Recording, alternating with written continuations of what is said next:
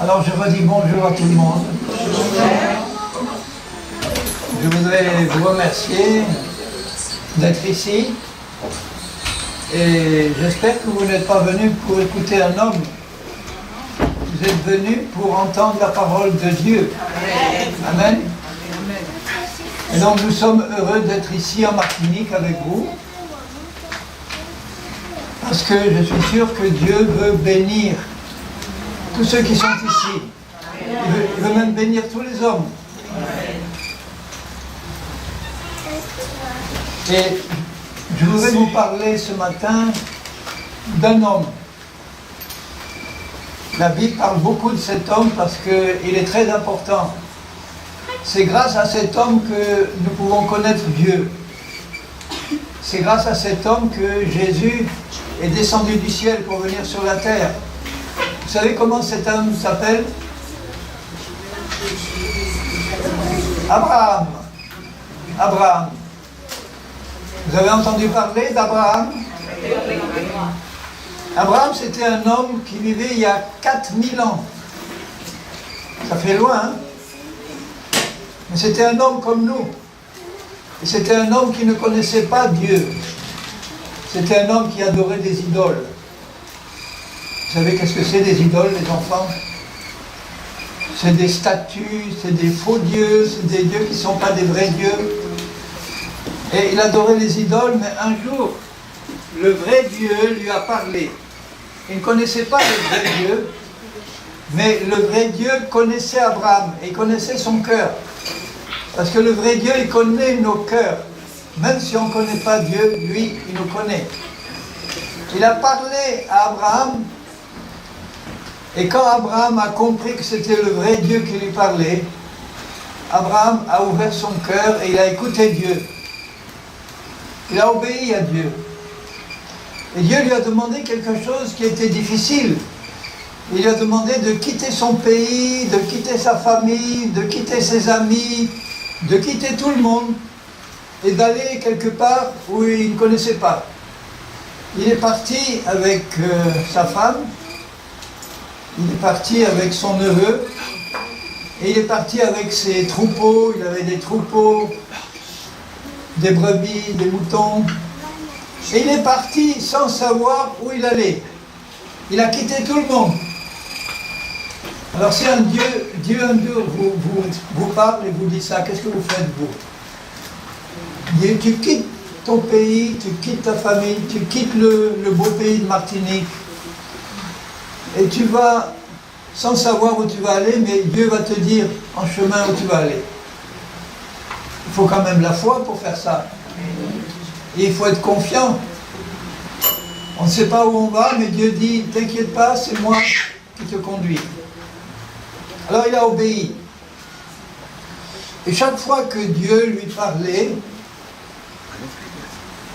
Abraham obéit à Dieu. Et Dieu était content. Parce que Dieu n'est pas content quand on désobéit. Il est content quand on obéit. Et pour ça, il faut entendre la voix de Dieu. Et comment on peut entendre la voix de Dieu aujourd'hui? Est-ce que Dieu peut nous parler dans l'oreille? Oui, il peut. Il y en a, j'en connais, qui ont entendu la voix de Dieu comme vous entendez la mienne. C'est impressionnant quand on entend la voix de Dieu comme ça. On peut entendre la voix de Dieu dans le cœur aussi. Et puis Dieu nous parle aujourd'hui par ce livre-là, la Bible. Dieu il parle par ce livre. Alors Abraham a écouté la voix de Dieu. Et chaque fois que Dieu lui parlait, il obéit. Il obéissait. Et parce que Dieu a vu qu'Abraham lui obéissait, et quelquefois c'était difficile d'obéir. Parce que, à un moment donné, Dieu a dit à Abraham, il avait 75 ans. Est-ce que c'est vieux ou c'est jeune, 75 ans?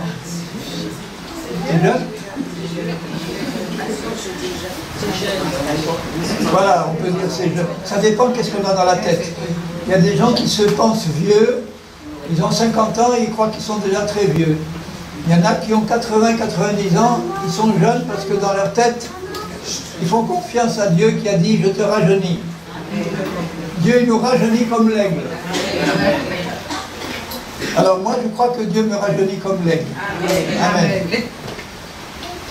Et Abraham, il avait 75 ans et Dieu lui parle et il lui dit « tu vas avoir un fils ». Et le problème c'est que sa femme, elle avait 65 ans. Est-ce qu'une femme peut avoir des enfants à 65 ans normalement? C'est difficile, hein? Normalement on ne peut plus. Abraham avait une femme qui ne pouvait pas avoir d'enfant, elle n'avait jamais eu d'enfant. Elle était stérile, elle ne pouvait pas avoir d'enfant. Et voilà Dieu qui lui dit, maintenant tu vas avoir un enfant avec ta femme là. Toi tu as 75 ans, tu es déjà un peu usé. Ta femme elle a 65 ans, elle n'a jamais eu d'enfant. Et Dieu dit, vous allez avoir un fils. Alors là, il faut croire ce que Dieu dit. Parce qu'il y en a qui auraient pu dire à Dieu, Seigneur, c'est pas possible. Moi je suis trop vieux, ma femme elle n'a jamais eu d'enfant, c'est pas possible. Et là, Dieu n'aurait pas été content. Parce qu'il faut, quand on entend la voix de Dieu, il faut obéir, il faut croire. Et Abraham, il a cru. Et vous savez à quel âge il a eu son fils? Il y en a qui savent à quel âge il a eu son fils? Il a eu son fils à 100 ans, 25 ans après. Il avait 100 ans et sa femme, elle avait 90. Et tous les deux, ils ne pouvaient plus du tout avoir des enfants. Sur un plan humain, ce n'était pas possible. Mais avec Dieu, tout est possible quand on croit. Et ils ont cru tous les deux. Bon, il y a eu quelques petits problèmes avant, j'en parlerai pas, avec Ismaël, mais au bout de 25 ans, et chaque fois qu'il y avait une année qui passait, ils ne voyaient rien venir, mais Abraham disait toujours à sa femme, Sarah, n'oublie pas ce que Dieu a dit, n'oublie pas qu'on va avoir un fils, et tous les deux, ils se réjouissaient ensemble, ils remerciaient Dieu pour quelque chose que Dieu leur avait promis, mais qu'ils ne voyaient pas encore. C'est ça la foi. Si Dieu nous promet quelque chose et qu'on ne voit rien tout de suite, il ne faut pas baisser les bras. Il ne faut pas dire, Dieu, tu ne m'as rien donné, tu m'as fait une promesse et tu ne l'as pas tenue. Non, ça n'arrive jamais. Si Dieu ne nous donne pas quelque chose qu'il a promis, ce n'est pas sa faute à lui. C'est la faute de ceux qui arrêtent de croire. Ils arrêtent de croire, ils baissent les bras et ils disent, bon, c'est pas encore arrivé, donc maintenant ça n'arrivera plus. Et du coup, on ne reçoit pas ce que Dieu nous promet, pas parce que Dieu n'a pas voulu nous donner, mais parce que nous, on n'a pas cru à Dieu. Et alors on empêche Dieu de nous bénir. Et Abraham, il a cru, il a eu son fils, et Dieu était content de voir qu'Abraham avait cru pendant si longtemps. Et après, quand le petit enfant a grandi, Dieu a encore mis Abraham à l'épreuve. Il lui a dit, maintenant, il faut que tu m'offres ton fils en sacrifice. L'enfant, il avait peut-être 13 ou 14 ans. C'était un jeune homme. Et Dieu lui dit, maintenant, tu vas m'offrir ton fils en sacrifice. Et le sacrifice, il fallait l'égorger et le brûler sur le feu. C'était difficile quand même pour un papa, ça.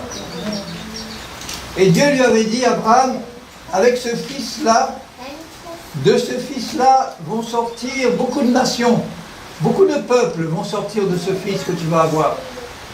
Et voilà que Dieu lui demande de l'offrir en sacrifice. Alors Abraham a encore obéi. Il a tout fait pour le sacrifice, et juste au moment où il allait tuer son fils, Dieu lui a arrêté le bras.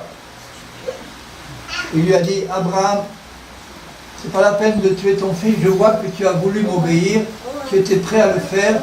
Et Abraham était sûr que Dieu allait lui rendre son fils, que Dieu allait ressusciter son fils, parce qu'il fallait que Dieu accomplisse sa promesse et il fallait que de ce fils-là, beaucoup de peuples sortent. Donc Dieu lui aurait rendu son fils, il aurait ressuscité son fils. Parce que Dieu est puissant pour ressusciter les morts. Amen.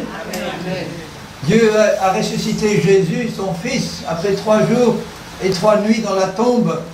Jésus est ressuscité des morts, il est vivant maintenant. Jésus est vivant au milieu de nous, là. Vous ne le voyez pas. Est-ce que vous voyez Jésus avec vos yeux? Mais il est là. Je sais qu'il est là parce qu'il a dit, là où 2 ou 3 sont réunis en mon nom, moi je suis là.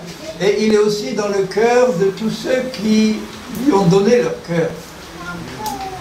Alors j'espère que tout le monde ici a donné son cœur au Seigneur, petit et grand, parce que Dieu veut nous bénir comme il a voulu bénir Abraham. Et quand il a vu que Abraham avait obéi, alors que c'était très difficile d'obéir à ce commandement-là, Dieu a dit, Abraham, alors là je vois que tu es un homme qui veut toujours m'obéir, et il a dit, je vais maintenant te bénir, même plus que tout ce que tu peux imaginer ou penser, je veux te bénir. Et quand Dieu dit qu'il bénit, il bénit dans tous les domaines de notre vie. Il bénit notre vie tout entière, dans tous les domaines. Il bénit nos enfants, il bénit nos affaires, notre travail, il bénit notre santé, il bénit tout. Il pardonne nos péchés, il guérit nos maladies. Et il a dit à Abraham, je te bénirai. Et le mot bénir, en hébreu, en grec, ça veut dire qu'il va nous faire du bien dans tous les domaines de notre vie. Il va enlever la malédiction qui était sur nous. Est-ce que vous savez que tous les hommes, en arrivant sur cette terre, dès qu'ils naissent sur cette terre, ils ont une malédiction sur eux? Tous les hommes, hommes et femmes. Quand ils arrivent sur la terre, ils sont sous la malédiction. Pourquoi ils sont sous la malédiction? Parce que nos premiers parents, là, Adam et Ève, ils ont péché, ils ont désobéi. Et après, tous leurs enfants, ils ont reçu l'héritage du péché. Ils sont nés dans le péché. Tout le monde est né dans le péché. Tout le monde est pécheur. Il n'y a pas un seul qui n'est pas pécheur, sauf Jésus-Christ. Il est né sans péché. Et quand Dieu qui nous aime, au départ, il avait créé les hommes pour les bénir, et à cause de la désobéissance, les hommes ont attiré la mort sur eux, la malédiction. Et la malédiction, elle touche tous les domaines de notre vie aussi. Je vais vous lire un verset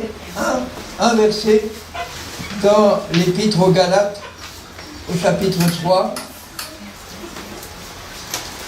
et au verset 13. En fait, 2 versets, 2, 13 et 14.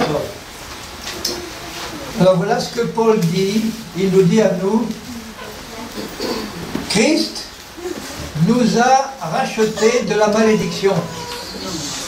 Ça veut dire qu'il y a une malédiction sur tous les hommes à cause du péché de leurs ancêtres et à cause de leur propre péché, parce que tout le monde a péché.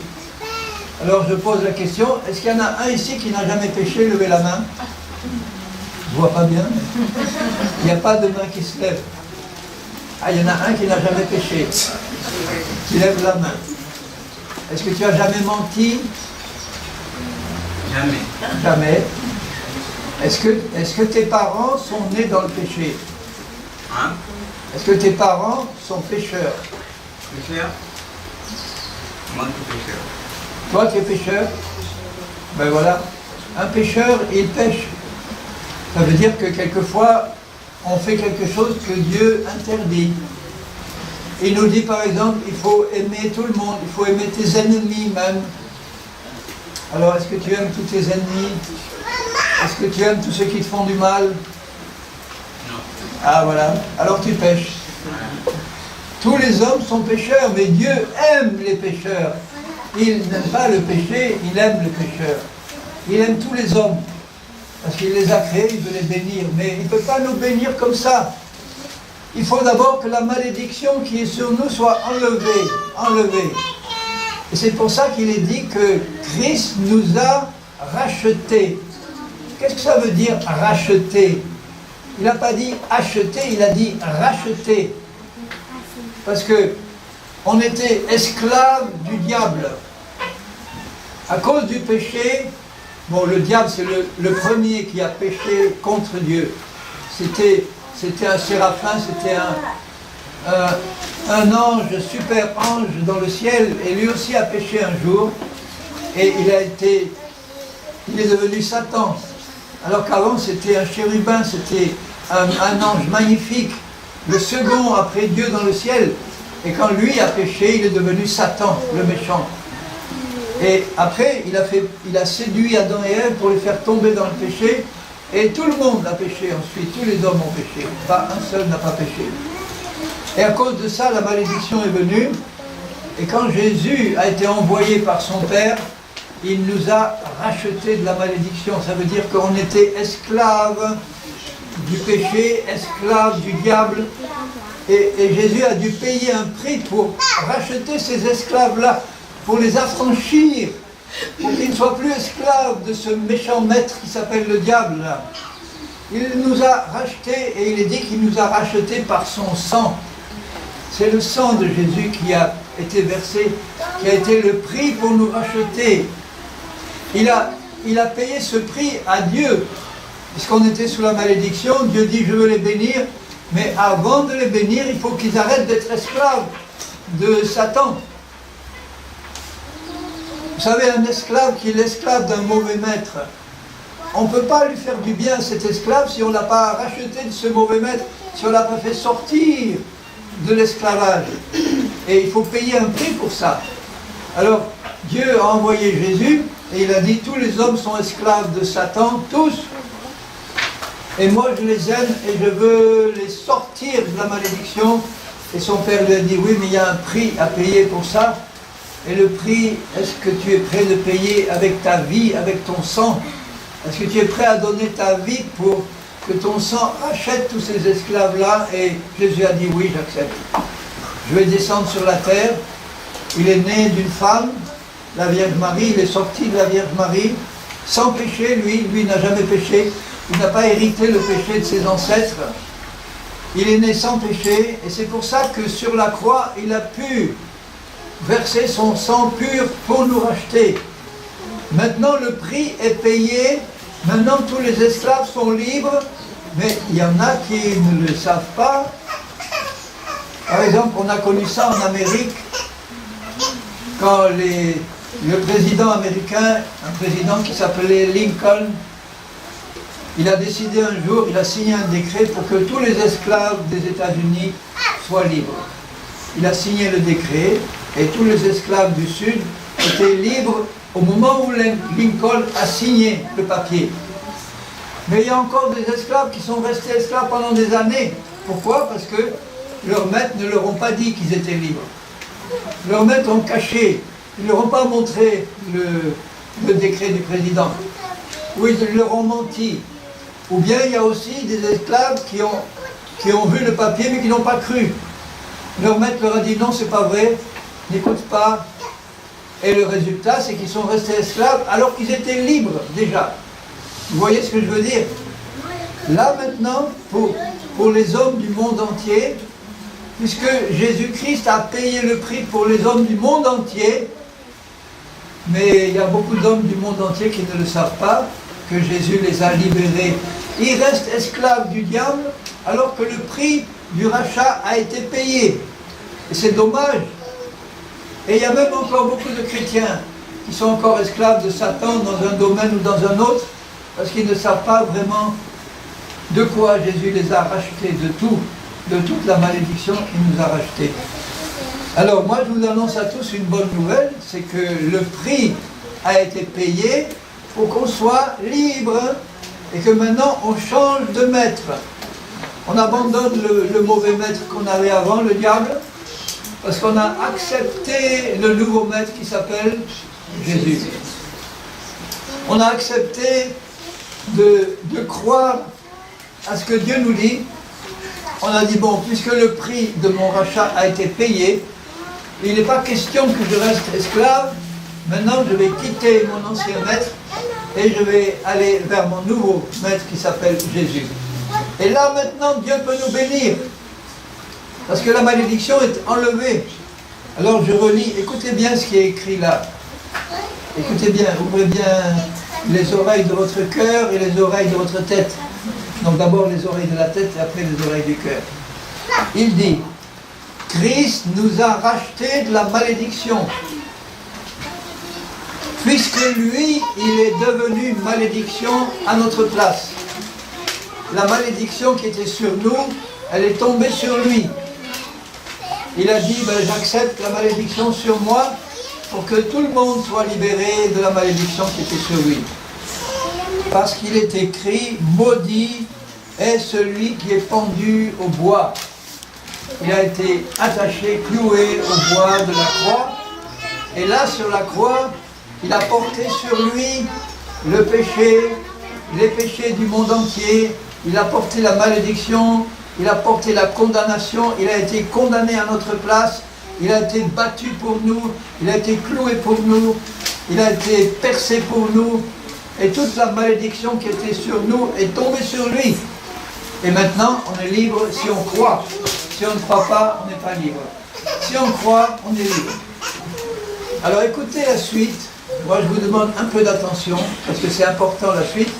C'est encore plus important que ce que je viens de vous dire. Il nous a racheté de la malédiction pour que la bénédiction promise à Abraham se réalise pour les païens qui croient en Jésus. Ça veut dire que Dieu avait dit à Abraham, il avait dit, je te bénis, toi et tes enfants, et les enfants de tes enfants, et toute ta descendance sera bénie. Nous ne sommes pas des descendants d'Abraham selon la chair, on n'est pas des juifs, on est des païens. Il n'y a pas de juifs ici, hein. On est tous des païens. Mais quand Abraham a eu la promesse, Dieu lui a dit, de ta descendance, il va sortir quelqu'un, le Messie, qui va sauver le monde entier. Et après, ceux qui croient en Jésus, ils vont devenir des enfants d'Abraham par la foi. Il y a donc deux sortes d'enfants d'Abraham. Il y a les enfants d'Abraham qui descendent par la chair, c'est les Juifs. Et tous les enfants d'Abraham qui sont les païens, qui croient en Jésus, ils deviennent enfants d'Abraham aussi, par la foi. Alors quels sont ceux qui croient en Jésus ici? Voilà, et bien vous êtes enfants d'Abraham par la foi. Ça veut dire que la bénédiction que Dieu a promise à Abraham et à tous ses enfants, elle est pour vous et pour nous qui croyons. La même bénédiction. Est-ce que vous connaissez qu'est-ce qu'il y avait dans la bénédiction promise à Abraham par Dieu? Eh bien, dans les chapitres 12 à 22 de la Genèse, Dieu fait à Abraham 60 promesses de bénédiction. Vous entendez? 60 promesses de bénédiction. Si vous avez envie de les compter, vous lisez entre le chapitre 12 et 22 de la Genèse. Vous avez plusieurs fois Dieu qui parle à Abraham et qui lui dit « Je te bénis, je te bénirai ». Et voilà comment je te bénis. Et la bénédiction d'Abraham, elle consistait en gros à 4 choses principales. Il y avait le pardon de ses péchés. Le pardon de ses péchés. Parce que comme il a cru en Dieu, il a été déclaré juste. On ne peut pas être déclaré juste si on n'est pas pardonné. Et si on n'est pas une nouvelle personne. Et Abraham est devenu une nouvelle personne quand il a été transformé par Dieu. Alors ça, c'est les premières bénédictions. Ensuite, les deuxièmes bénédictions, c'était une longue vie heureuse, sans maladie, sans infirmité. Qu'est-ce qui veut avoir une longue vie heureuse, sans maladie et sans infirmité? Moi. Pour glorifier Dieu, c'est pas pour m'éclater dans le monde. C'est pour prouver que Dieu est fidèle. Alors, Abraham, il est mort à 175 ans après une heureuse vieillesse. Et lui, qui ne pouvait pas avoir d'enfant, il a eu un fils avec Sarah. Et Sarah, quand elle est morte, elle avait 127 ans quand elle est morte, Sarah. Et son mari, Abraham, il avait 137 ans. Et après, quand il a eu autour de 140 ans, il s'est remarié avec Ketura, qui devait peut-être avoir 30 ans ou 20 ans. Et il a eu 6 fils avec Ketura. 6. Vous voyez qu'il était redevenu, il avait été rajeuni. Hein? Et il est mort à 175 ans, sans maladie, sans infirmité, après une heureuse vieillesse. Ça, c'est la bénédiction que Dieu a donnée à Abraham. Et si nous croyons que nous sommes fils d'Abraham, nous pouvons hériter la même bénédiction. Je ne vous dis pas que vous allez tous mourir à 175 ans, mais vous pouvez mourir vieux et en bonne santé si vous croyez que vous recevez la même bénédiction. Il y avait ensuite la troisième série de bénédictions, c'est qu'il lui a dit, maintenant je pourvoirai à tous tes besoins, tu auras la prospérité dans tous les domaines. Et il a été prospère dans tous les domaines. Il a été prospère dans ses troupeaux. Alors si vous avez des poules, des vaches et des coqs, eh bien Dieu promet la prospérité.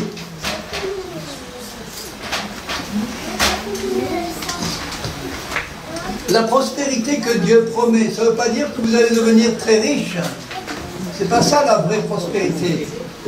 La vraie prospérité, c'est que Dieu vous dit que quand vous avez un besoin, Dieu va répondre. Si tu as besoin d'un travail, Dieu va t'en donner. Si tu manques de quoi vivre, Dieu va t'en donner. Jésus-Christ nous a rachetés d'une malédiction. Parce que tous les hommes sont sous la malédiction à cause du péché. Pas forcément notre péché à nous, mais notre péché ajouté. Il y avait tous les péchés de tous nos parents et nos grands-parents et nos arrière-grands-parents depuis Adam et Ève. Tout le monde a péché. Et donc, à chaque génération, la malédiction a augmenté. Et Dieu qui aime le monde ne veut pas que le monde soit maudit, il veut que le monde soit béni. Mais il ne pouvait pas nous bénir comme ça, sans enlever d'abord la malédiction qui était sur nous. Et c'est pourquoi Jésus-Christ est descendu sur la terre, il s'est incarné, lui, sans péché, pour mourir sur la croix pour nous. Et sur la croix, il a porté toute la malédiction qui était sur nous. Ça veut dire que maintenant, tous ceux qui croient en lui, eh bien, ils sont libérés de la malédiction. Ce n'est pas automatique, il faut croire en Jésus pour lui, pour être libéré. Et là, je venais de lire un verset qui dit « Christ nous a rachetés ». Et j'expliquais que ce rachat, c'était parce que nous étions esclaves du diable. Et il a fallu payer un prix pour racheter ces esclaves et les affranchir du diable. Et ce prix, ça a été le sang que Jésus a versé sur la croix. Le sang de Jésus, c'est le prix qu'il a payé pour racheter nos péchés et nous racheter à nous. Maintenant que le prix est payé, le monde entier peut être libéré à condition d'entendre la bonne nouvelle et de croire. Tous ceux qui n'ont pas entendu la bonne nouvelle, ils sont toujours esclaves. Et c'est dommage parce que Jésus-Christ a déjà payé le prix du rachat. Et il voudrait que tous les hommes soient libérés de l'esclavage. Et c'est pour ça qu'il nous demande d'annoncer la bonne nouvelle à tout le monde. De prendre la trompette et de dire, écoutez bien, tous ceux qui étaient esclaves du diable, tous ceux qui étaient esclaves du méchant maître qui était le nôtre avant, maintenant, Jésus a payé le prix, vous êtes libres. Il y en a qui écoutent et qui disent, non, c'est pas possible, j'ai été esclave toute ma vie, je vais rester esclave parce que je ne peux pas imaginer une autre vie. Si, il faut croire à ce que Dieu dit. Nous avons été rachetés, le prix a été payé. Et si Dieu nous a rachetés de la malédiction, il explique tout de suite après que c'est parce qu'il voulait nous bénir avec la même bénédiction qu'il avait promise à Abraham, parce que tous ceux qui croient en Jésus deviennent fils et filles d'Abraham par la foi. On devient des juifs spirituels. On devient des fils et des filles de Dieu. Alors est-ce que vous voyez le progrès là? On était esclaves de Satan, et quand on croit en Jésus, on devient fils et filles de Dieu. C'est une belle promotion quand même. Fils et filles de Dieu. Ça veut dire que pour Dieu, tous ses enfants sont ses enfants. Pour Dieu, il n'y a pas des blancs, des noirs, des jaunes, des verts. Il y a des hommes et des femmes qui croient en Jésus, et il y en a qui ne croient pas en lui. Et quand nous croyons tous en Jésus, nous sommes frères et sœurs en Jésus. C'est merveilleux ça. Quand je regarde là, tous ceux qui sont à Jésus, je vois mes frères, je vois mes sœurs. Nous sommes frères et sœurs de la même famille. Nous avons un même papa, c'est Dieu. Nous avons un même grand frère, c'est Jésus. Un même Seigneur là qui est assis à la droite de Dieu qui s'appelle Jésus. Et tous ceux qui croient en Jésus, Dieu leur dit, voilà, je vous prends et je vous fais asseoir avec moi sur mon trône. Est-ce que vous réalisez que tous ceux qui croient en Jésus, vous n'êtes pas seulement assis là sur une chaise devant moi, mais votre esprit, il est assis sur le trône avec Dieu. Amen. À la plus haute place de l'univers. Parce que Dieu, il est à la plus haute place. Mais il n'a pas voulu rester tout seul. Il a dit à son fils Jésus, assieds-toi à ma droite sur le trône. La droite, c'est la meilleure place. Assieds-toi à ma droite sur le trône. Et comme nous sommes en Jésus-Christ, en lui, dans lui, nous sommes nous aussi assis sur le trône à côté de Dieu. Maintenant, ce n'est plus Satan qui est notre maître. C'est nous qui sommes le maître de Satan au nom de Jésus-Christ. Parce qu'il a dit, voilà, je vous donne le pouvoir de chasser les démons en mon nom. Je vous donne le pouvoir de marcher sur les serpents et les scorpions en mon nom. Aucun mal ne pourra vous nuire maintenant. Alors il ne faut pas qu'on reste sous l'esclavage de Satan alors qu'il nous a libérés. Les péchés, les maladies, les infirmités, la mort, tout ça c'est venu avec la malédiction.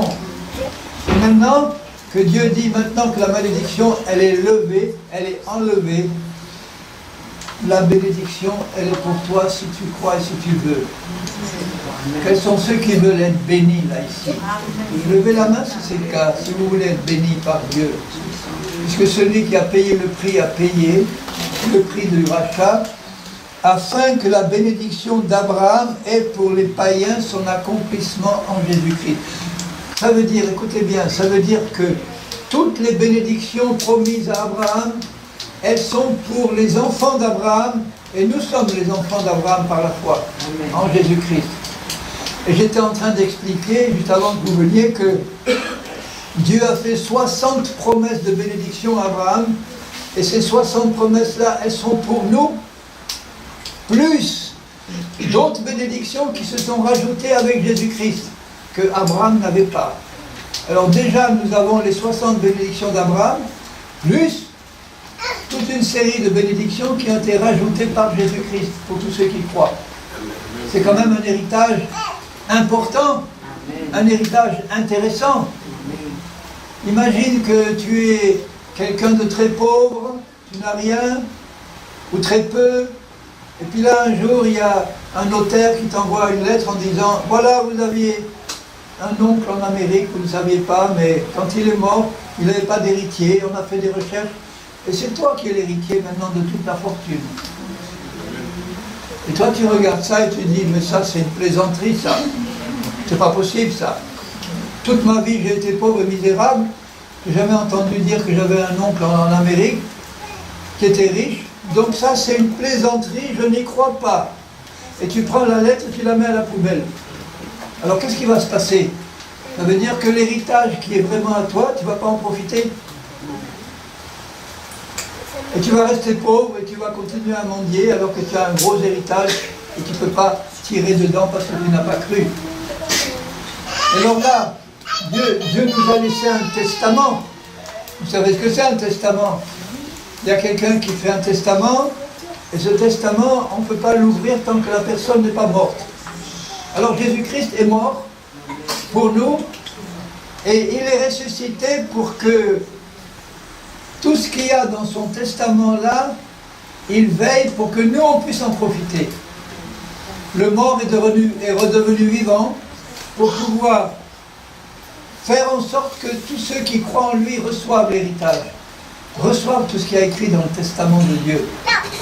Alors il y a, dans la bénédiction faite à Abraham, je disais que les 60 promesses, elles se résument à 4 séries de promesses. La première, c'est qu'il a été déclaré juste par sa foi. Ça veut dire que ses péchés ont été enlevés. Et il a reçu il a reçu lui aussi la nouvelle naissance dans l'esprit. Ça veut dire qu'à sa mort, il n'est pas allé en enfer, mais il est allé au paradis. Enfin, il est allé dans le sein d'Abraham, maintenant il est au paradis. La promesse que Dieu fait à tous les descendants d'Abraham, c'est que en Christ maintenant, nous avons un plein pardon pour tous nos péchés. S'il nous arrive de pécher encore, il dit, le Seigneur, tu reconnais ton péché devant Dieu et le sang de Jésus efface tout. En un instant. Et tu peux te présenter devant Dieu sans péché, comme si tu n'avais jamais péché. Il y a trop de chrétiens qui sont encore sous la culpabilité parce qu'ils ont beaucoup péché, ils le savent, ils savent qu'ils ont péché, ils ont demandé pardon à Dieu, mais ils ne croient pas que Dieu veut vraiment leur pardonner tous leurs péchés. Parce qu'il y en a qui me disent, vraiment, ils m'ont dit, non, ce que j'ai fait c'est trop grave, Dieu ne peut pas me pardonner ça. Il y a des femmes qui me disent, j'ai avorté 3 fois, il y en a d'autres qui me disent, j'ai fait ça, j'ai fait même des crimes, j'ai tué des hommes. J'ai tué des enfants. Non, Dieu ne peut pas pardonner ça, c'est trop grave. Et si je leur dis, mais Christ a payé même pour ça, non, c'est trop grave. Ou alors ils demandent pardon à Dieu, mais ils ne croient pas que Dieu va vraiment leur pardonner tout. Je connais un témoignage d'un homme, il avait fait des péchés très graves, il avait demandé pardon à Dieu. Il dit, Seigneur, je reconnais mes péchés, je te demande pardon. La Bible dit que si tu confesses tes péchés, tu es pardonné. Alors il est sorti de la présence de Dieu, et puis le lendemain, le diable est venu lui dire, non, ce que tu as fait c'était trop grave, Dieu ne peut pas vraiment te pardonner. Alors il est revenu vers Dieu dans la prière, et il a dit, Seigneur, ce que j'ai fait c'est vraiment très grave, mais je te demande vraiment pardon. Et il n'arrivait pas à croire qu'il était pardonné. Alors sa conscience n'était pas tranquille. Et tous les jours il revenait à Dieu pour demander pardon pour la même chose, et jamais il croyait que Dieu l'avait vraiment pardonné. Et un jour, ce qui s'est passé, c'est que Jésus-Christ lui est apparu sous ses yeux, en chair et en os. Jésus lui est apparu. Il a vu Jésus. Et Jésus l'a regardé sévèrement. Jésus lui a dit, ne me parle plus de cette affaire-là. Ça voulait dire, tu m'as demandé pardon, j'ai pardonné, il faut que tu arrêtes de revenir là-dessus maintenant, c'est fini. J'ai pardonné tout. Et il est parti. Alors là, il a compris. Il a dit, bon, je ne vais pas offenser Dieu. Je vais accepter le pardon qu'il m'a donné. Parce que ce pardon, il est complet. Il est total. Et quand Dieu te pardonne, il oublie tout. Amen.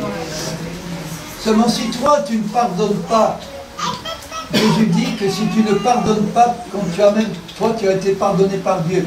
Si tu ne pardonnes pas, Dieu il va te remettre la malédiction dessus. C'est grave ça.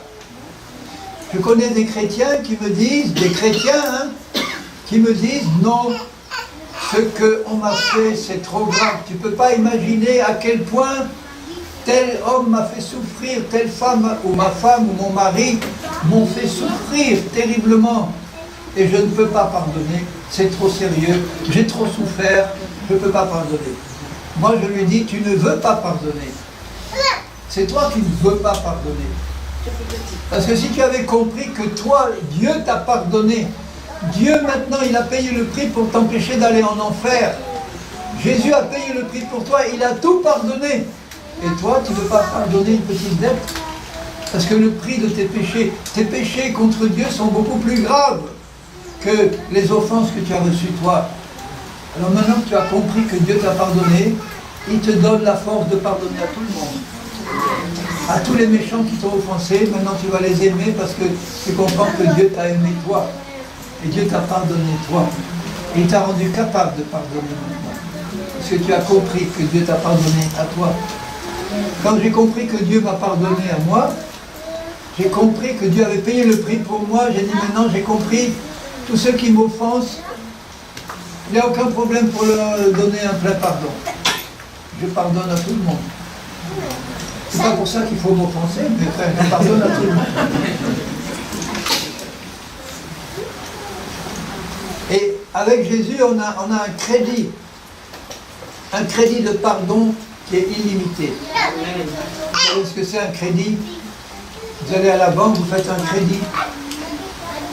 Et avec Jésus, il nous fait crédit d'avance, on sait, ça ne veut pas dire qu'il faut pécher parce qu'on sait qu'on va être pardonné, mais on sait que quand on est sincère avec Dieu, quand on s'approche de Dieu avec un cœur sincère, en regrettant nos péchés, en regrettant nos manquements, en regrettant le mal qu'on peut encore faire, on a quelqu'un qui nous aime et qui nous dit, tu as un sauveur qui a payé pour toi, tu es pardonné. Maintenant, je vais t'apprendre à ne plus pécher. Maintenant, je vais t'apprendre à marcher dans l'obéissance. Mais moi, je t'ai pardonné, tu peux t'approcher de Dieu avec un cœur tranquille. Jésus a dit à des prostituées, à des gens de mauvaise vie, à des criminels, à un criminel sur la croix, à côté de lui. C'était un homme qui avait fait des crimes. Et il le dit, il le reconnaît. Nous avons fait des crimes, c'est juste d'être cloué sur la croix. Et il s'est tourné vers Jésus, il a dit, Seigneur, souviens-toi de moi. Quand tu viendras dans ton règne, souviens-toi de moi. Et vous vous rappelez la réponse de Jésus? Jésus lui dit, aujourd'hui même tu seras au paradis avec moi. Donc il a effacé tous ses crimes d'un coup. Par le sang qu'il était en train de verser, il a effacé tous ses crimes. Tous ses péchés sont pardonnés. La première bénédiction pour Abraham, c'était que ses péchés sont pardonnés et il est déclaré juste par la foi. C'est pour nous aussi. La deuxième bénédiction, c'était la guérison de ses maladies et une vie longue et heureuse. C'était promis à Abraham. Et il a eu une vie longue et heureuse, sans maladie, sans infirmité. C'est pour nous si nous croyons. La troisième bénédiction, c'était la prospérité dans tous les domaines. Et dans le Nouveau Testament, il y a l'apôtre Jean qui écrit à un frère qui s'appelait Gaius, et il lui dit, je prie pour que tu sois en bonne santé et que tu prospères à tous égards comme prospère l'état de ton âme. C'est la bénédiction d'Abraham, ça. Et j'expliquais que être prospère pour Dieu, c'est pas avoir un compte en banque bien rempli. C'est de savoir qu'on a un papa dans le ciel, chaque fois qu'on a un besoin, il a promis de répondre. Si tu manques de travail, si tu manques d'argent, si tu manques de quoi que ce soit, tu as un papa qui dit, Seigneur, tu m'as promis que tu allais pourvoir à tous mes besoins avec richesse au nom de Jésus. Et bien voilà, j'ai un besoin maintenant, je te le présente, et je crois que tu vas répondre. N'importe quel besoin. J'ai besoin de frères et sœurs pour avoir une bonne communion fraternelle. Il y a beaucoup de chrétiens qui n'ont pas de communion fraternelle. Ils ont des frères et des sœurs, mais pas des amis. Amen. Et il veut qu'on ait des amis en Christ, des frères et des sœurs qui nous aiment et qu'on puisse aimer, des frères et sœurs qui aiment la vérité et qui veulent la chercher avec moi, qui veulent avoir une communion, prier ensemble, et pas seulement aller dans des réunions dans un temple où on se voit une fois, 2 fois par semaine et après on se quitte et on ne se voit plus. C'est pas ça la vraie communion fraternelle pour les chrétiens. C'est avoir des frères et des sœurs à côté qui sont des amis, qui nous aident et que nous aussi on peut aider. Et ça c'est promis. Abraham, il a dit tu seras prospère à tous égards, dans tous les domaines de ta vie. C'est important ça, de savoir que Dieu veut nous bénir. Et la 4e promesse, c'était tes enfants et ta famille seront bénis. Tes enfants et ta famille et tes descendants seront bénis. Vous voulez voir vos familles bénies? Amen. Eh bien, dans le Nouveau Testament, il y a une phrase qui nous dit, c'est Paul qui le dit au geôlier de Philippe, qui lui dit, qu'est-ce qu'il faut faire pour être sauvé? Crois au Seigneur Jésus-Christ et tu seras sauvé, toi et ta famille, Amen. Toi et ta maison. Amen. Ça veut dire que si on croit ça, Dieu va travailler le cœur des membres de nos familles. Il ne va pas les sauver de force, mais il va travailler leur cœur. Ils vont être convaincus de la vérité. Et un jour, ils vont craquer devant Dieu. Ils vont dire, oui, ça va, j'ai compris que Jésus est mon sauveur. Et je lui ai donné ma vie maintenant. Alors, vous voyez, toutes ces promesses-là que Dieu avait faites à Abraham, elles sont pour tous les enfants d'Abraham par la foi. Elles sont pour vous tous si vous êtes enfants d'Abraham. Mais il y a encore une chose qu'il ajoute en plus. Alors je vous le lis, au verset 14. Il dit, pour que la bénédiction d'Abraham ait son accomplissement, il veut que la bénédiction soit complètement accomplie pour nous et que nous recevions par la foi l'Esprit qui avait été promis. Ça, c'est venu avec Jésus-Christ. Abraham n'avait pas ces promesses-là. Elles sont pour ceux qui croient en Jésus. Qu'est-ce que ça veut dire que nous recevions par la foi l'Esprit? Quel Esprit? Le Saint-Esprit. Abraham n'avait pas l'Esprit de Dieu en permanence en lui. Ça, c'est pour les chrétiens. Vous vous rendez compte que ça représente d'avoir Dieu en nous en permanence? Si tu as Dieu en toi en permanence par le Saint-Esprit, tu n'as peur de rien. Tu n'as pas peur de tes ennemis, tu n'as pas peur du diable, tu n'as pas peur de la malédiction, parce que tu as Dieu là-dedans en toi.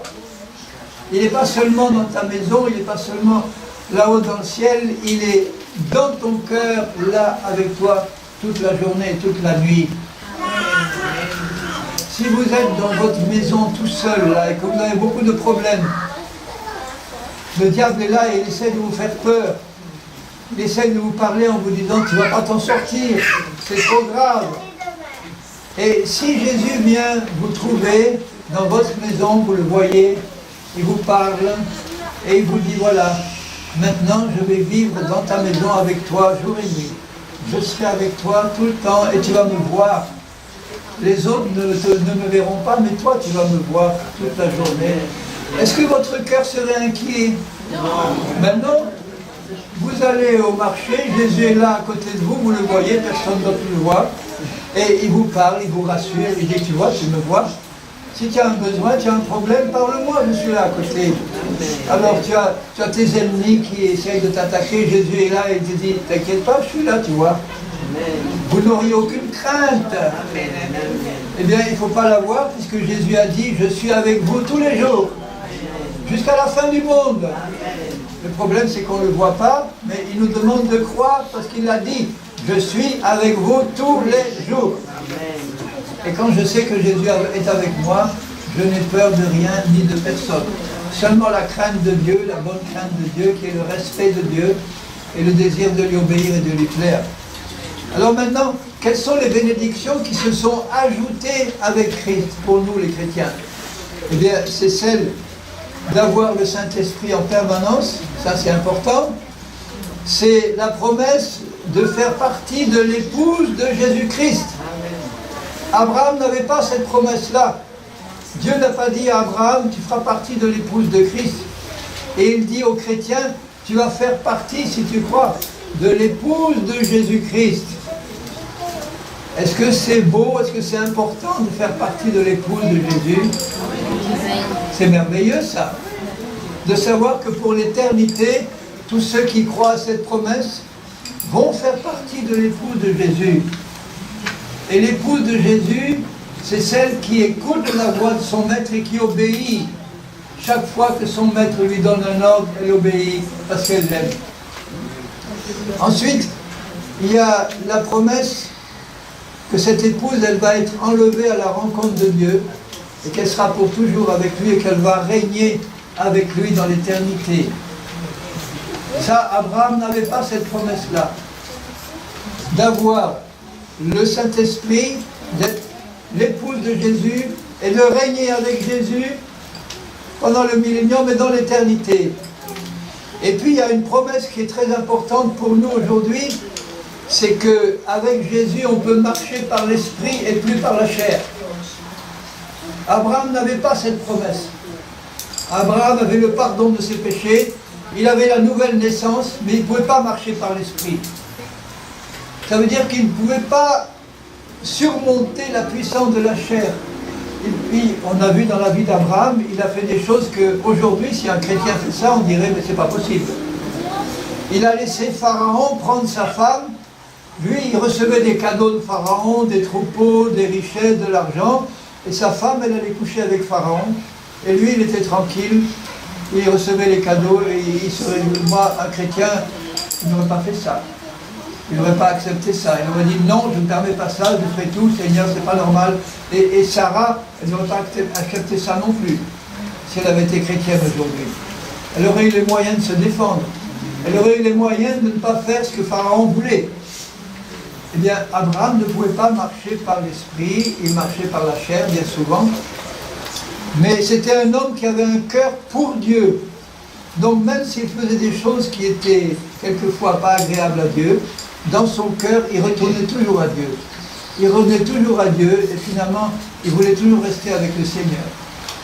Et nous avons la possibilité, avec Christ et avec le Saint-Esprit, de marcher d'une manière qui est plus agréable à Dieu, par la foi en toute occasion, en permanence, marcher par l'Esprit.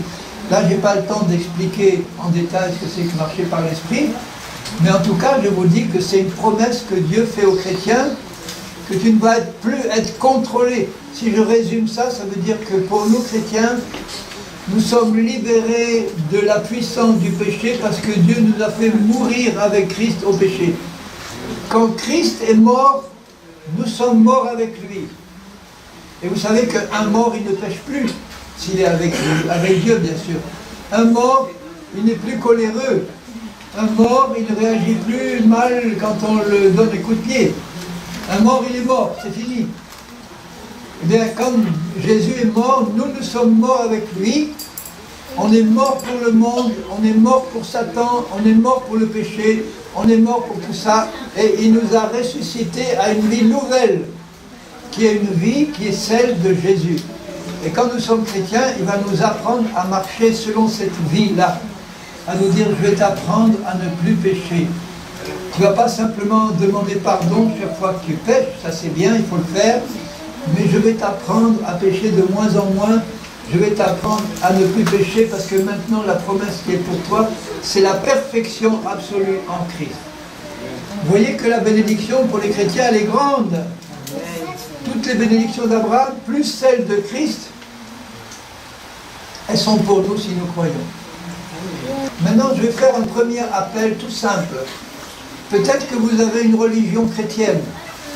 Alors, vous avez beaucoup de religions chrétiennes. Moi, avant de connaître Jésus, j'étais catholique.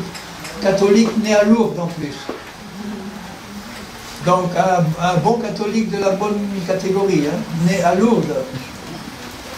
Il y en a d'autres qui sont protestants parce que leurs parents sont protestants. D'autres sont orthodoxes parce que leurs parents sont orthodoxes. Mais pour Dieu, ça n'existe pas tout ça. Dans le ciel, vous n'avez pas le quartier des catholiques, le quartier des protestants, le quartier des orthodoxes, le quartier des évangéliques. Dans le ciel, on entre si on est sauvé. Point. Et pour être sauvé, il faut se repentir de ce péché. Il faut reconnaître qu'on a péché devant Dieu. Et il faut reconnaître que Jésus est mort pour nos péchés. Et tous ceux qui demandent pardon à Dieu pour leurs péchés et qui croient que Jésus est mort pour leurs péchés, là, ils reçoivent non pas une nouvelle religion. Moi, je ne suis pas venu pour me faire changer de religion. J'en ai pas de religion. Je suis disciple de Jésus-Christ. Je veux obéir à Jésus. Et si on me demande maintenant quelle est ta religion, je dis moi, ma religion c'est Jésus. Ma religion c'est une vie avec Jésus maintenant. C'est lui mon maître. Et tous ceux qui ont la même foi que moi en Jésus, ce sont mes frères et sœurs. Même s'ils ont une étiquette pentecôtiste, baptiste ou autre, c'est pas l'étiquette qui compte, c'est le cœur. Voilà, si ton cœur il est à Jésus, si ton cœur a été pardonné, si ton cœur s'est tourné vers Jésus pour l'accepter, eh bien, tu es devenu mon frère et ma sœur. Notre religion ensemble, c'est Jésus. C'est pas des dénominations humaines, c'est pas des étiquettes. Moi, j'ai été longtemps dans des dénominations, et peu importe dans le fond. Il y a 2 ans, Dieu m'a dit, tu vas aller dans cette église-là. C'était une grande église de dénomination française. Ben, j'y suis allé parce que Dieu m'a demandé. Ça a duré 1 an et demi. Parce que j'avais des choses à y faire, là. J'avais un enseignement à y donner. J'avais des choses à apporter et aussi à recevoir de mes frères et mes sœurs. Et puis quand mon temps a été fini, Dieu m'a dit, maintenant tu vas ailleurs. On est libre en Christ, on n'est pas attaché à des traditions des hommes, nous sommes libres, mais il faut obéir à la voix de Dieu. Si Dieu te dit, tu vas maintenant là, dans cette église, eh bien, il faut obéir et Dieu te montre la conviction dans ton cœur. S'il te dit, tu vas sortir de là maintenant parce que mon jugement va tomber sur ce groupe-là qui vit dans le péché et qui vit dans la désobéissance, toi tu vas sortir parce que tu obéis à Dieu. Il faut donc apprendre à obéir à la voix de Dieu dans notre cœur. Et pas être soumis à des traditions des hommes ou des religions des hommes. Vous avez compris ça? Amen. Maintenant, si Dieu vous dit d'être dans une dénomination humaine, restez-y parce que Dieu vous l'a demandé. Mais écoutez la voix de Dieu, parce que le jour où il vous dira d'en sortir, s'il vous le demande, il faut aussi obéir. Et quand on sort d'une dénomination, on ne sort pas de l'église de Jésus-Christ. Je demandais un jour à un chrétien, je lui dis, combien il y a d'églises chrétiennes dans le monde? Et il me disait, je ne sais pas, il y en a beaucoup. Il y en a beaucoup. Je dis, non, il n'y en a qu'une.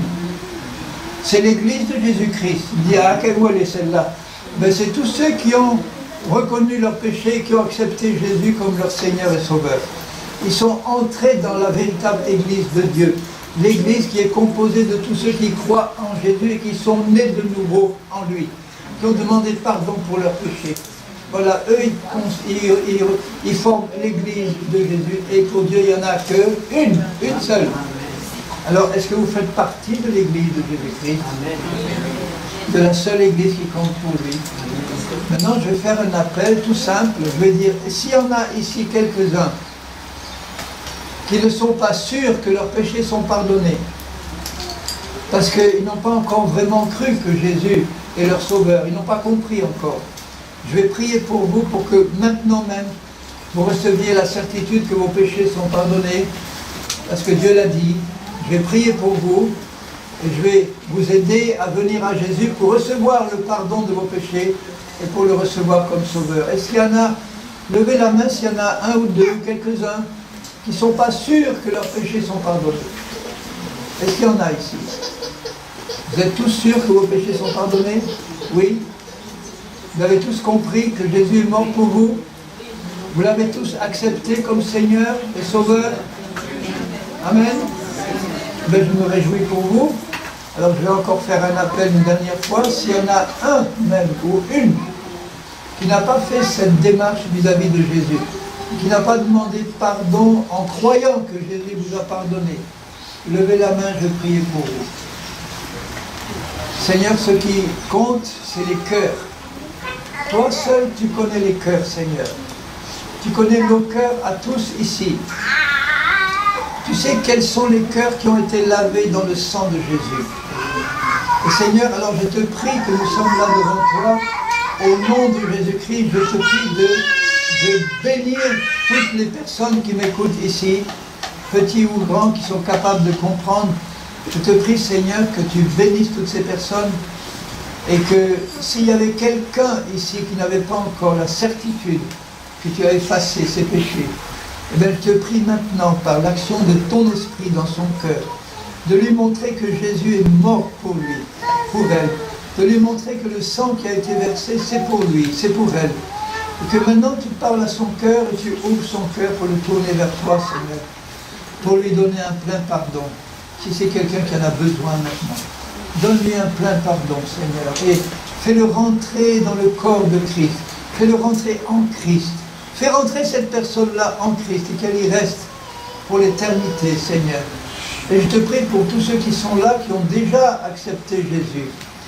Je te prie que maintenant, tu bénisses leur vie pour que toute la bénédiction d'Abraham, plus les bénédictions de Christ, puissent se réaliser dans leur vie. Toutes ces bénédictions que tu as promises à Abraham et à ses descendants par Christ, Seigneur, je te prie que ces bénédictions viennent sur la vie de chaque personne ici. Parce que je sais qu'il y en a beaucoup, il y en a quelques-uns qui ont encore des difficultés, des problèmes, des maladies, des infirmités, des problèmes personnels qui ne sont pas des bénédictions, qui sont encore des malédictions. Je te prie, Seigneur, que ces personnes puissent comprendre qu'en venant à Jésus, ils viennent à un Sauveur merveilleux qui est seul capable d'enlever ces malédictions pour leur donner une pleine bénédiction. Au nom de Jésus-Christ de Nazareth. Amen. Amen. Au nom de Jésus. Amen. Amen. Au nom de Jésus. Amen. Amen. Levez la main s'il y en a qui veulent recevoir. Dieu ne nous force pas. Je ne vais pas vous demander de vous lever. Vous allez rester à votre place, mais comme Jésus, il est au milieu de nous, il a vu que vous avez levé la main. Si vous avez levé la main, c'est que vous voulez être guéri. Il ne va pas obliger ceux qui sont malades d'être guéris, ou ceux qui sont infirmes. Il veut que dans notre cœur, on comprenne que Jésus, il est mort sur la croix pour nous sauver de nos péchés et nous guérir de nos maladies. C'est pour ça qu'il est mort sur la croix. Je l'ai dit à certains déjà, mais j'ai connu un homme qui était mort, qui est allé au ciel et qui est redescendu, parce que ce n'était pas encore son heure. Mais il était mort, il est resté 3 heures mort Le docteur a constaté la mort. Il avait une maladie qui ne pouvait pas être guérie. Il est mort, il est monté au ciel. Et là, il a vu Jésus. Jésus lui a montré la Bible. Là, il lui a dit, il faut que tu redescendes. Dire aux hommes qu'il y a un jugement après la mort. Et que moi, je peux les délivrer de ce jugement s'ils croient en moi. Mais il leur a dit, il a dit à cet homme-là, va dire aux hommes que je veux les sauver de leurs péchés, que je veux pardonner leurs péchés, et que je veux les guérir de leurs maladies et de leurs infirmités. C'est ça qu'il a dit à cet homme. Et ce qu'il a dit à cet homme, c'est la même chose que ce qui est écrit là. C'est que Jésus, sur la croix, il a porté nos péchés pour nous en délivrer. Jésus, sur la croix, il a porté nos maladies et nos infirmités pour nous en délivrer.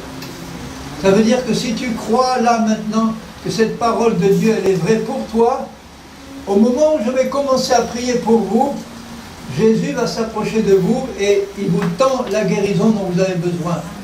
Et il va vous dire là, ou moi je vous le dis de sa part, quand je vais commencer à prier, prenez la guérison dont vous avez besoin parce que Jésus vous la donne. Prenez-la en disant, Seigneur, je prends ma guérison maintenant et je la garde. Vous êtes prêts à faire ça?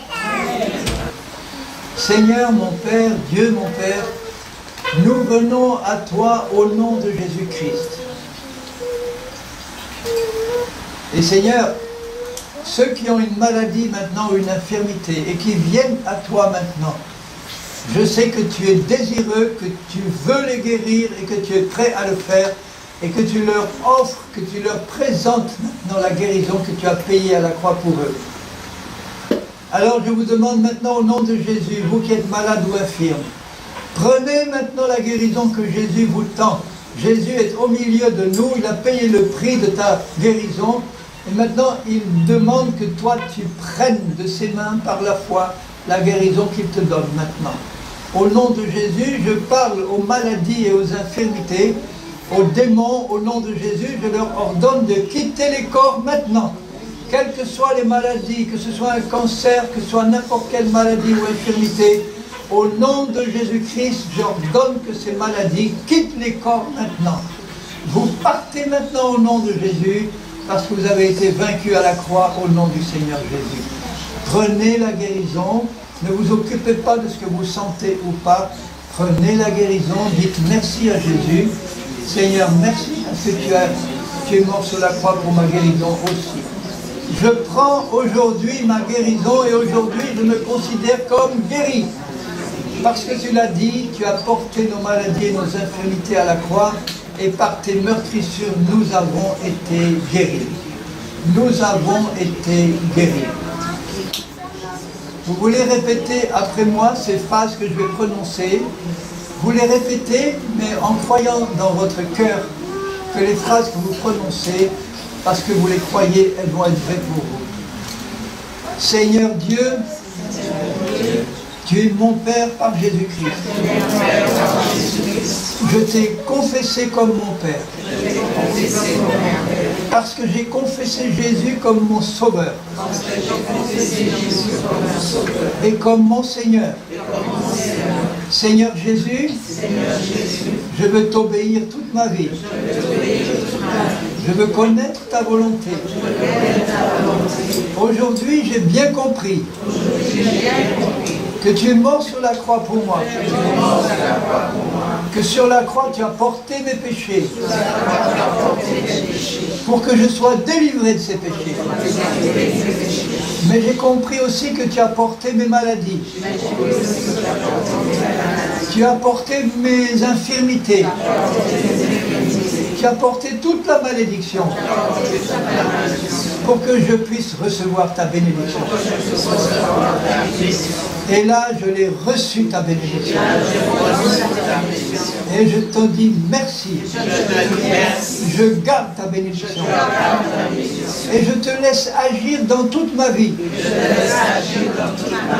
Pour que ton esprit aille dans tous les domaines de ma vie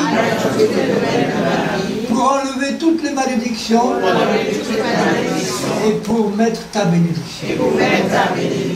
Je sais que tu as payé un grand prix. Eh bien, je te dis merci pour le prix que tu as payé. Merci pour ta bénédiction. Et maintenant, de tout mon cœur, je te bénis, toi. Je te loue. Je t'adore. Parce que tu es le seul vrai Dieu. Et je sais qu'un jour mes yeux te verront. Je sais qu'un jour mes yeux verront Jésus. Et je t'attends, Seigneur. Tu vas continuer à me préparer à ta venue. Et je serai prêt quand tu viendras me chercher. Merci, mon Père, dans le nom de Jésus. Amen. Amen. Vous êtes tous bénis, mes frères et sœurs. Nous sommes bénis. Alléluia. Amen. Bénis, Seigneur.